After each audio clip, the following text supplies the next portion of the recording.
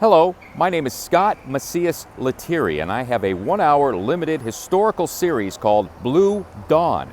Dawn is in the beginning of a new era. Blue as in Dodger blue, or blue as in sad. We're sad that you're destroying our neighborhood to make room for a major league ballpark.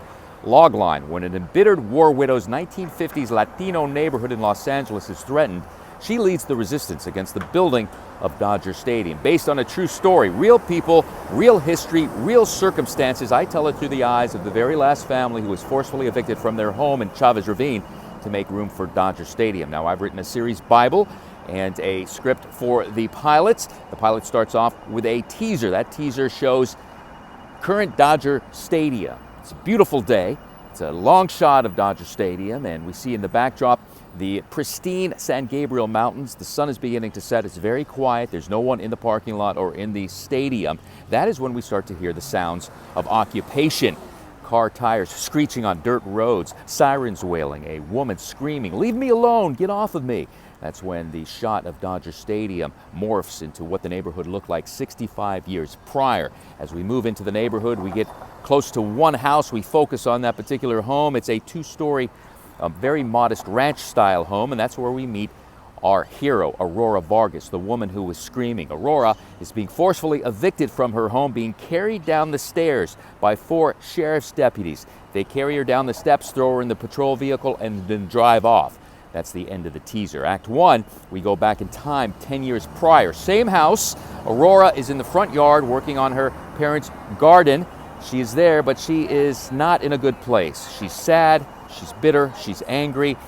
She has not been able to let go of the grief 4 years later after her husband died in World War II during the Battle of Bulge. His name was Porfy, and she is still very, very sad about that. That is when we see her 2 best friends try to cheer her up.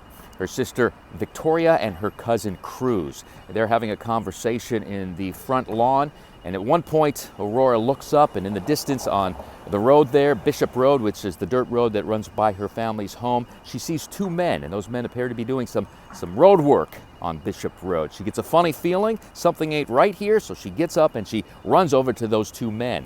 She has a confrontation with them. Very harsh words are exchanged, and by the end of it, she is convinced that the city of Los Angeles wants to destroy her neighborhood.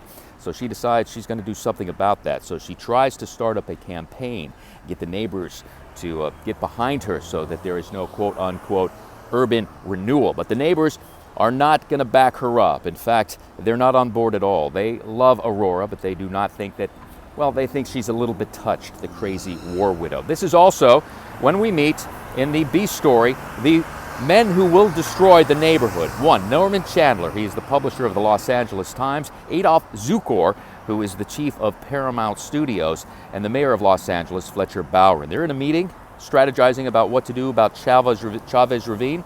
Also in that meeting is a young idealistic planning commissioner. His name is Frank Wilkinson. Now, Frank is under the impression that public housing would be good for everyone involved. Also in the C story, we meet the owner of the Brooklyn Dodgers in New York. His name is Walter O'Malley. O'Malley does not want to move his team out west or anywhere. He wants to stay in Brooklyn.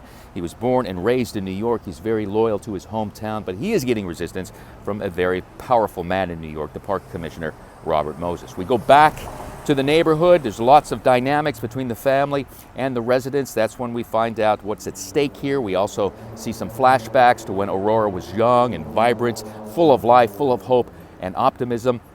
The series pilot ends when Walter O'Malley comes to Los Angeles to start to check out his options. He's still hoping to keep his team in New York, but he goes up in a helicopter to check out, to scope out the Los Angeles basin to see where a good location might be for a major league ballpark. So he's in the helicopter, and he comes into Chavez Ravine, and he gets deeper into the neighborhood, and a bunch of kids look up and see the helicopter and start waving, and then he takes off. They start chasing the helicopter. Also, Aurora is on her roof doing some home improvement for her family's home. She hears the helicopter initially, looks up but doesn't see it, goes back to work, and then when the helicopter starts to come deeper into the neighborhood, closer to her home, she gets up off of her knees to get a better look of the helicopter.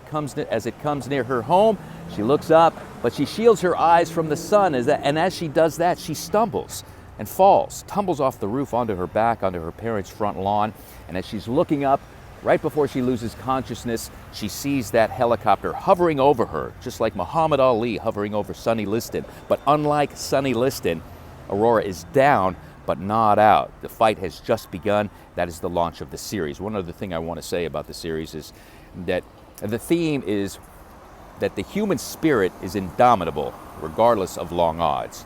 Thank you very much. That's my pitch. Hope to hear from you soon. Bye-bye.